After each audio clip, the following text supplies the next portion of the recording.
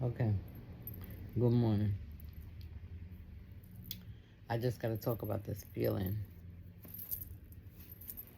that I'm having, for the past 3 days, if I'm correct. It's been gloomy, right? It's been kind of, to me, it's been kind of sad, right? And when I say sad, I don't mean like I would tell you in my previous videos that I'm feeling this sadness and I can't get rid of. Not that kind of sadness. It's just that it seems like, I'm gonna say it how I feel it. It seems like God is grieving, like He's sorry, like He's feeling a saint pain, right? And you know what I'm feeling is that, well, I'm not. I don't want to get in my feelings yet. I want to talk about a fact. I want to say this as a fact. Before my grandmother died, right? I, me and my cousin and her mother, I don't know whether we had any children in the car or not. We was in this car. We was in her car and we was driving back. I can't remember where we was driving back from. We was driving back from somewhere. And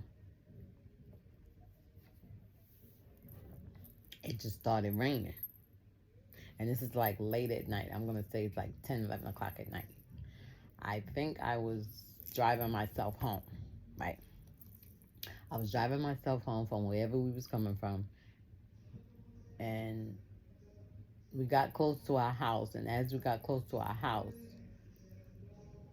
it was called flash floods, but I didn't know what it was. I didn't understand what it was. When I hear it now, I know what it is. It was flash flood, and there were, where we had to go through a whole puddle, like a pool like of water, right? And it was raining. Do you hear what I'm saying? It was, as they use the phrase, it was raining cats and dogs. It was raining cats and dogs. It was so much rain that the windshield wiper wasn't doing nothing.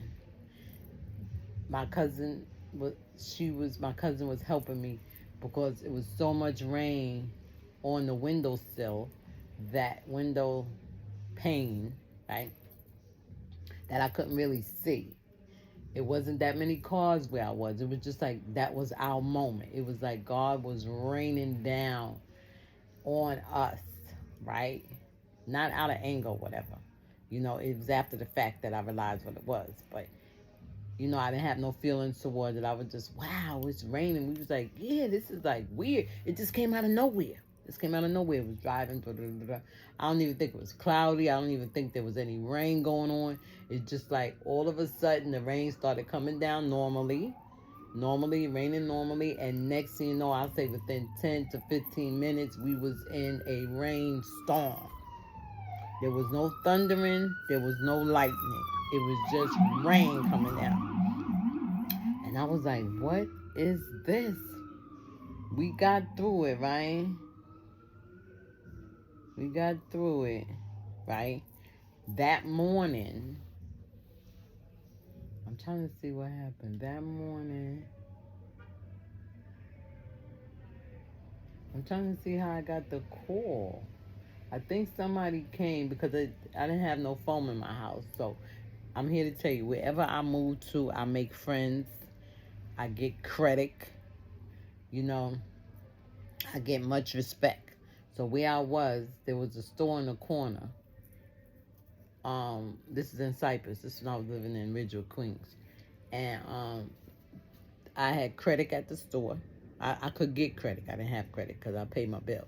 So, and any phone calls, I had asked her to be all right if I would receive only important phone calls there. I had to deal with my grandmother, or I had to deal with the church, or something like that. Pastor Glover, I gave Pastor Glover that number. So anything goes down, anything happens at the church, whatever, they'll be able to reach me, right? Because, back then they had no cell phones. So somebody came to my house and told me that, I'm trying to think. I think somebody came to my house and told me that somebody called, and one of the sisters at the church called and told me to call her. Right?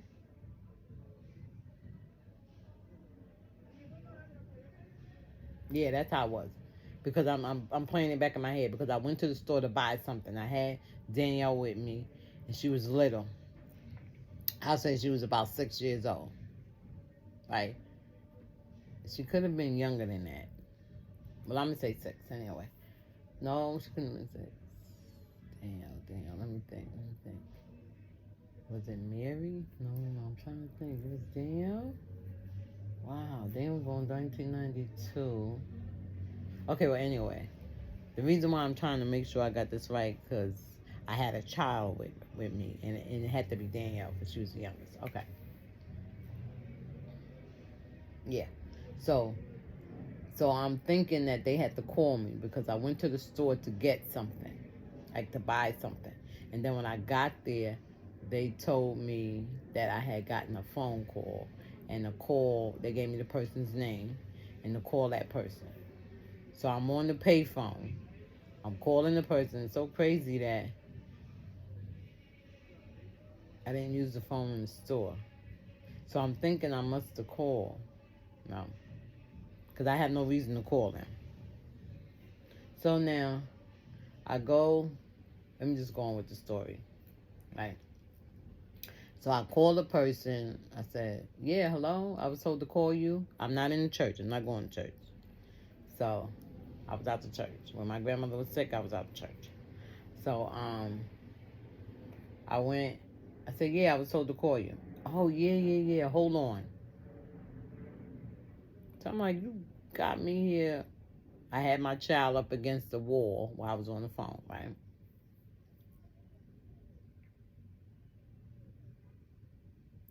I'm thinking about that. Wow, that was a blow. That was a blow, right?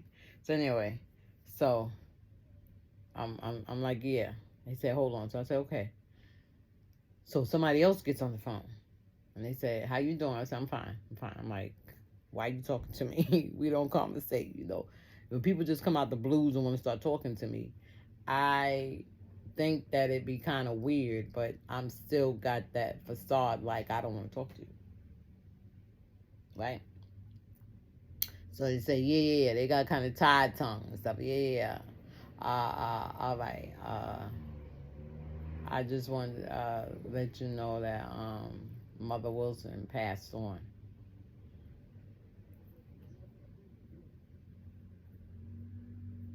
That's how quiet it got. It was different from my boyfriend. When my ex-boyfriend died and I got the word, I was like, I'm still talking like nothing happened. They told me they were in the hospital, but I ain't going to tell you that story yet. I think I already told it. But anyway, it's on one of my videos. So I'm just holding the phone. So the person said to me, they said, Sharon, are you there? And I dropped the phone. And I fell on my knees and I started crying. And the people in the store knew me and people in the area knew me. So they came over to me and they was like, Mommy, they were Spanish. They was like, Mommy, you all right? I was just boo-hooing on the street. I was on the floor, on the ground. Do you hear what I'm saying? I was on the ground boo-hooing. I screamed out, ah! That's what caught everybody's attention. Because I screamed out, ah! And they came over to me and he was like, you all right? And I'm like, oh my God, I was like in another world. You hear what I'm saying? My brain had just did a flip. I didn't have nothing. I didn't have no children. I didn't have nothing. I was on the street, but I was just walking in air. Because I got up and I walked away and they was like, Mommy. And I just kept walking. And then they came and they grabbed me. They said, Mommy, your daughter. And Danielle was just standing there looking at me. You know, she just looking at me, right? And I went back over to her and I grabbed her hand. And, you know, I was just boo-hooing. And she was holding my hand real tight. I was just boo-hooing. She knew Mama was going through something. She knew something happened with Mommy. She knew something was going on with Mommy. And I ain't going to give Mommy no problems. I'm just going to hold Mommy hand real tight. and try to help her through this because I don't know what it is. I don't know what's happening, but I know something is going on with my mommy because my mommy don't leave me on the corner like this. So I went walking and walking and walking. I'm trying to think though. So I went on back in the house. I took it in the house and I went in my room. See, in the room that I had, I didn't have no door because it was right to the living room. Now that I'm thinking about it, I'm trying to think how many rooms is that. I guess it was a 2-bedroom. Every apartment I get in, I never get a room with a closet, so I never actually get my own room. So I'm blessed for this room to have a door. And when I was living on Malcolm X, it had a door, but it wasn't a room. It was a room. Well, it was a room. Let me take it like that. Let me take that back. It wasn't a bedroom. So I didn't have too much privacy because my I didn't have no closet. I mean no closet. I didn't have no what you call it? I didn't have no. Come on, trying to think. My brain is at my grandmother's right now, thinking about that moment. Come back, John. Come back. I didn't have no door to the room. So now, I was in the room. I was in my room.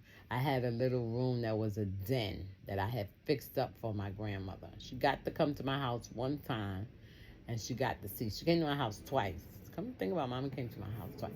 The first time she comes, she wasn't too much satisfied. She was ready to go home. So I took her home. I said, the next time she come, I'm going to have it together. So I did what I needed to do, and I did over the room. I had made a room just for her. I had a Bible in there. I put a day bed in there so she have some place to sleep.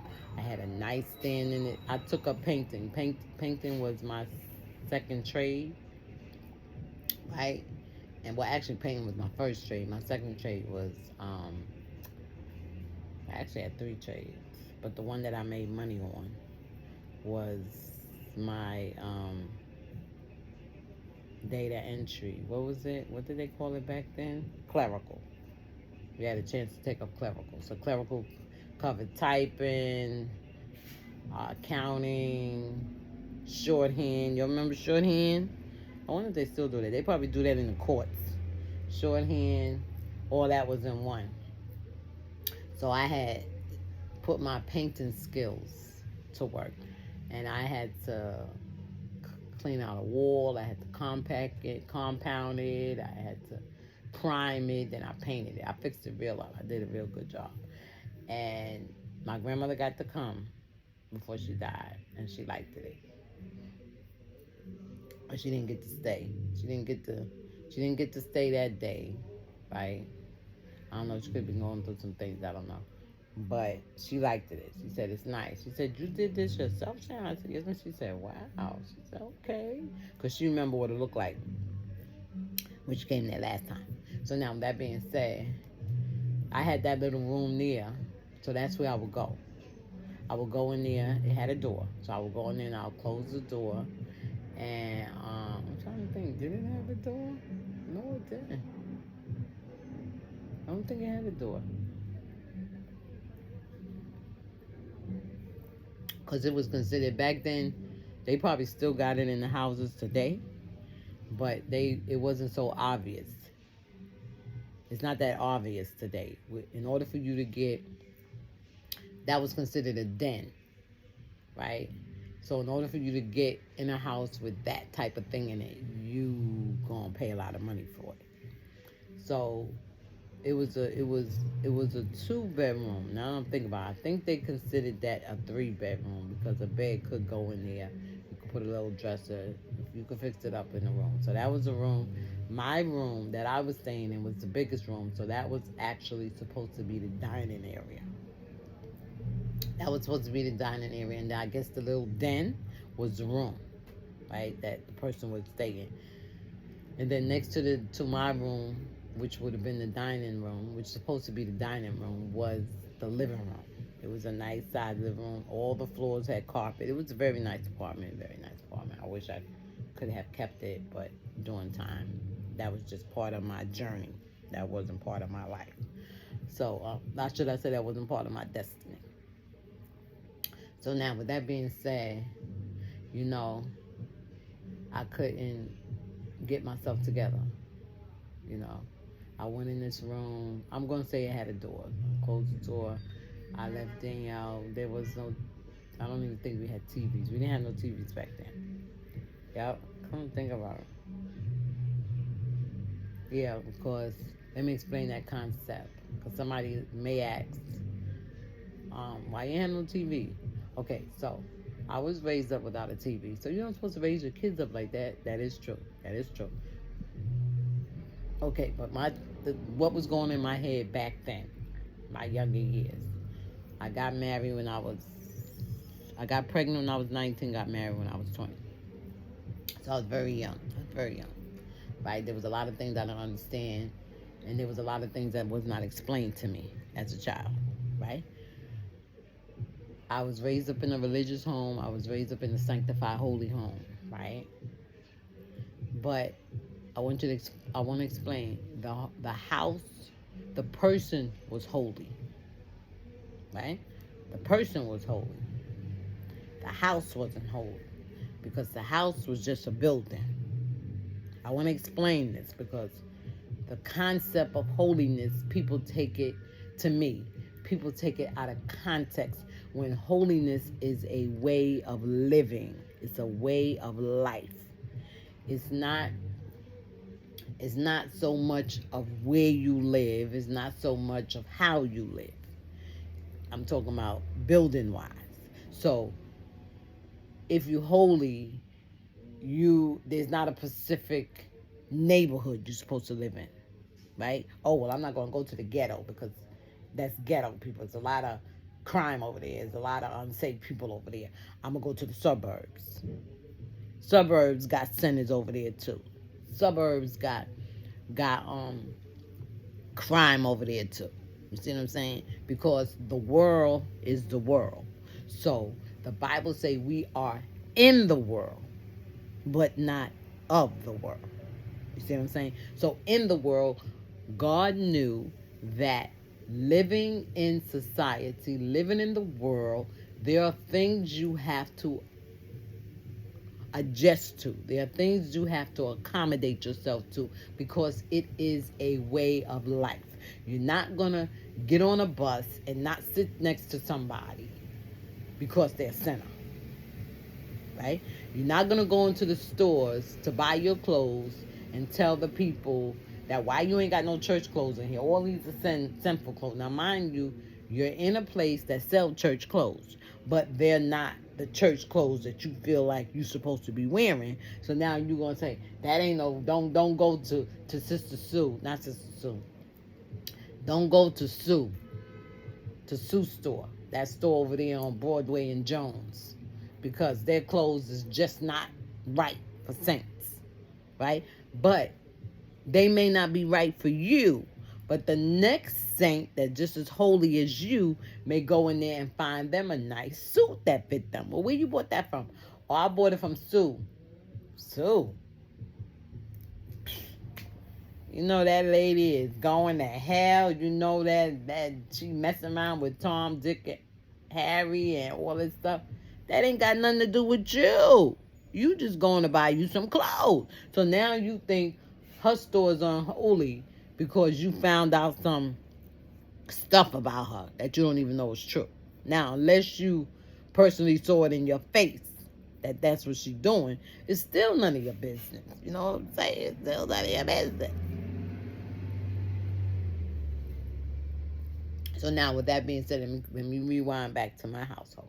So, I raised up in a religious home, in a holy home, in a sanctified home by a person that was living and had those attributes.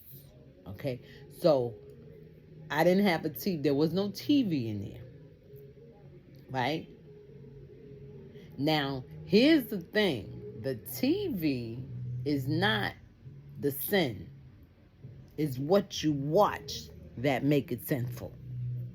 So now, Back in the day, Bishop Mingo said that the Lord spoke to her and told her that television is a modern gateway to hell.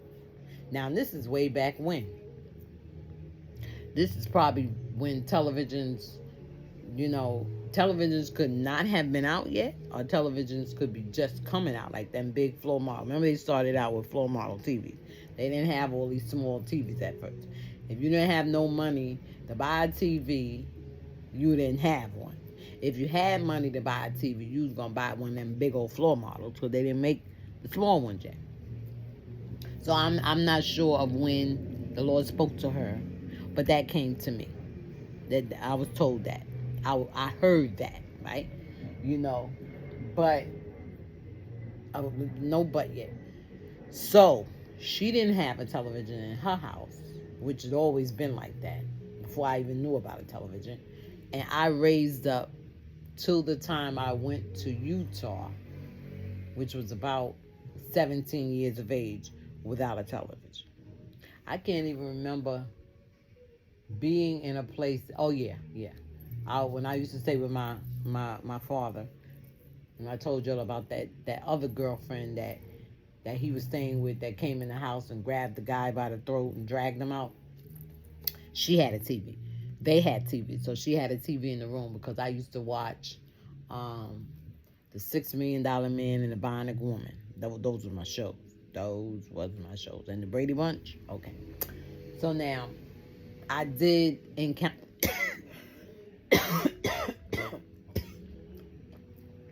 I did encounter a TV.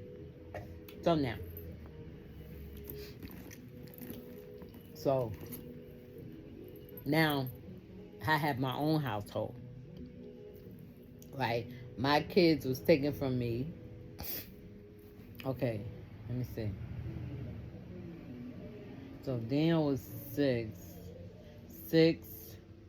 So they was taken from me. I don't even want to get through, because then that'd be another story I have to tell, because somebody gonna ask me, oh, why they was taken so young? I don't feel like getting into all that. Because of my unstableness, because of my my naiveness and my negligence and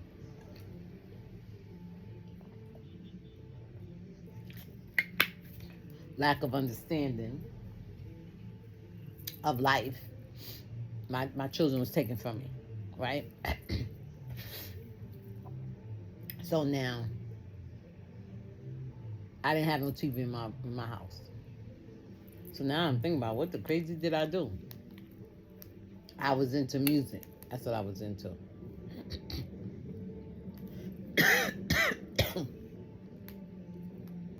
I was into music.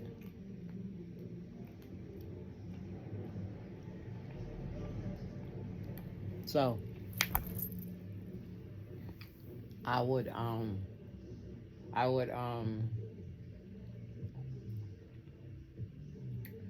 listen to music, right? So now when the kids returned back, I bought a television. I was with the guy that died, that got killed, and I was pregnant by him, and I lost the baby. The baby miscarried. So I was with him. So his gift to my kids, because he loved my kids, we bought a television, and he bought the Nintendo game. It was the one with the controller, right? And you had to do that and put the game in with that one. Excuse me. So that was the first TV that was in my house. And it took a whole lot to put a TV in, because my perspective of TVs was that I was going to hell, right?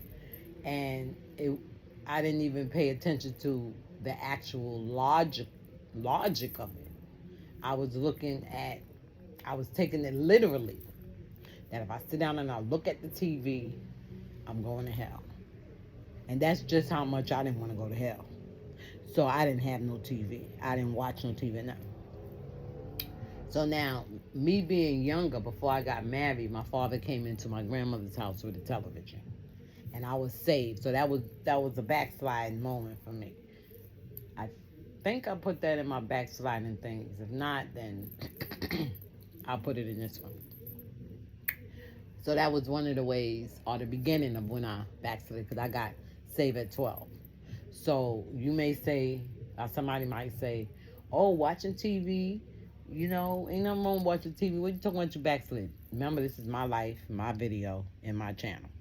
So I'm telling y'all things that was in my life. Everybody's entitled to their opinion, and I'm not going to knock that. But this is my life. This is how it was in my society of living. So my thought pattern was that if I watch TV, I'm going to hell. So I watch TV. So I'm like, oh, well, I'm on my way to hell. Okay, I just pray God don't come yet, and I can get myself together and I won't go. That was the concept of it. So he brought the TV in the house, which it hurt my grandmother very much. He smoked in the house, he drank in the house, and my grandmother did not like that. That's why I never did it.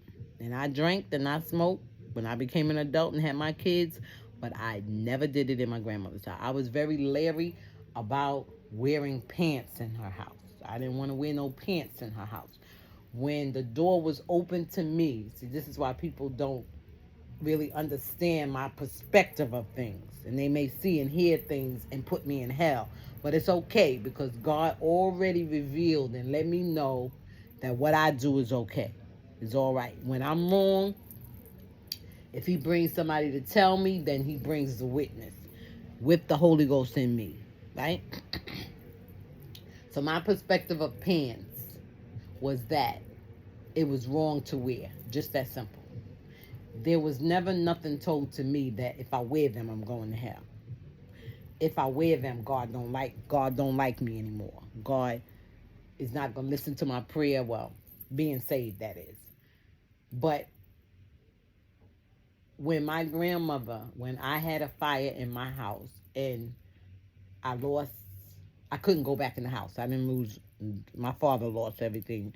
As far as me and my children is concerned, we didn't lose nothing, not even our beds. Our furniture, all that was still good. The only thing that got messed up in the house that was pertaining to my side of the house was the walls. But my father lost his TV, lost his clothes, his room just went demolishly. The fire department just tore up his TV that he didn't want to share. Okay, so went to Red Cross. I had no clothes to wear, right?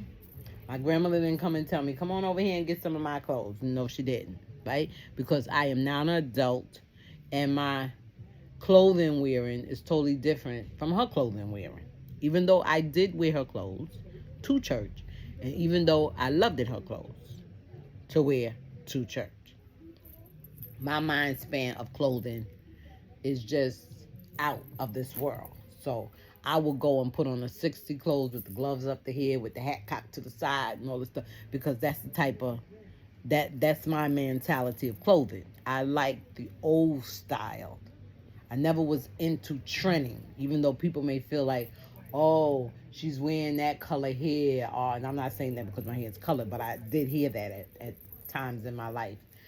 She's wearing that color hair. You ain't got no business wearing that color hair. You saved. You're supposed to be wearing that color hair.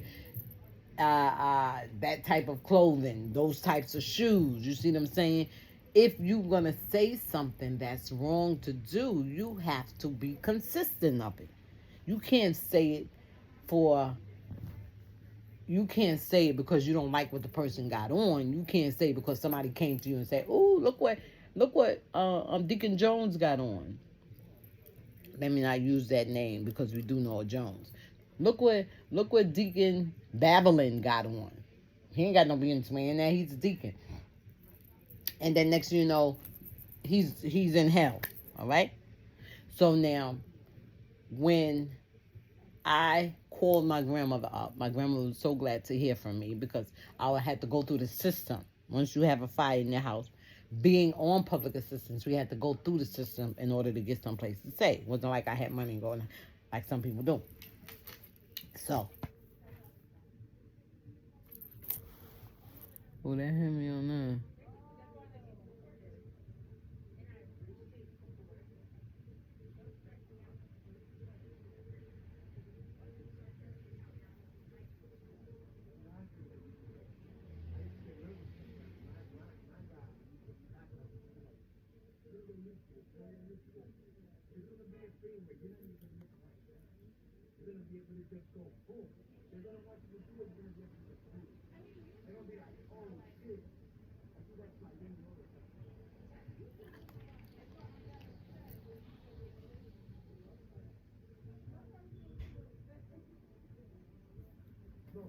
Okay.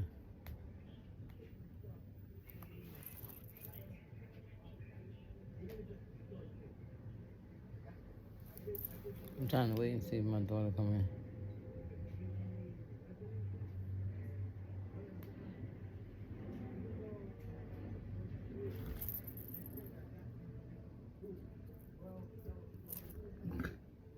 Oh, I'm lazy. I don't feel like getting up, getting my banana, and I don't feel like heating up my coffee.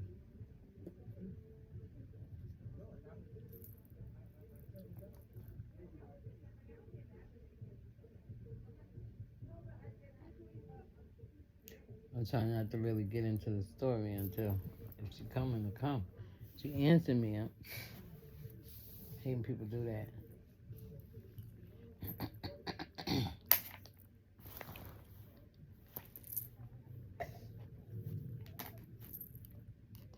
Okay, so anyway, let me go on. So when I called up, she was so happy to see me. I mean, hear from me. She said, "Oh my gosh, Sharon, you all right? How is them kids?" I said, "Mommy, we okay." She said, "All right, y'all come on over here. Y'all get you some food." She said, "And come and wash up because I know y'all most likely smelling." I said, "Yeah, Mommy, I was going to ask you, could I come and take a bath or shower or whatever?" She said, "Girl, come on." I said, "Mommy." She said, "What?" She said, "What, Sharon?" I said, "I got on pants." She said, "Sharon, come on over here and get yourself cleaned up, wash yourself up, and get these kids together." Right? She didn't say, "Well, you can't come in my house with them pants on." She didn't say nothing about, "Well, you come on over here and you put on one of my dresses." No, she did. I'm laughing about it now. But my whole point of saying that is to bring out the point that she was more concerned about who I was and what I was going through than what I was wearing. Okay? So that opened my whole perspective of wearing pants. Because after that, I did wear pants. You know, even being unsaved, I used to wear dresses. But once that happened, and I had no other choice to wear pants, you see what I'm saying? I realized that it wasn't the pants that sent you to hell. It was the perspective of how you looked at it that made you a sinner. Because pants don't make you a sinner. It's the life you live that make you a sinner. No, it's the life you live that make you sinful because you're born and shaped in iniquity. So you are a sinner regardless until God comes in and takes that sin out. Then you become a saint, right? So that was a perspective of wearing pants, that it wasn't the pants that made you unholy. It wasn't the pants that God didn't want the women to wear. It was the insight of why the individual is wearing them, right? It wasn't Jezebel with her wrapping her head around and painting her face that made makeup wrong. It was what she was putting it on for that made it wrong. And she was putting it on to entice the men of God, if I'm correct. If I'm wrong, let me know. I'm talking about what she put it on for. And when she would put these things on and go sit at the window, her window was the first window and the first hut or home or whatever that the men saw when they came into town. So the devil in her, that's why they call it a Jezebel spirit. Not because her name was Jezebel, right? Because we can name our children Jesus and we can name our children Mary. And we can name our children Joseph. And we can name our children all the biblical names. And they still raise up and become a devil. with the Jesus name, with the Jesus name. You know, American people. There's no American people that name their children Jesus. Okay. And don't get me wrong, I'm not knocking nobody who named their children Jesus. So get off that bandwagon. I'm using that as a perspective of, it's not the names that's going to save a person. It's a life. So, where was I? Dad, where are you?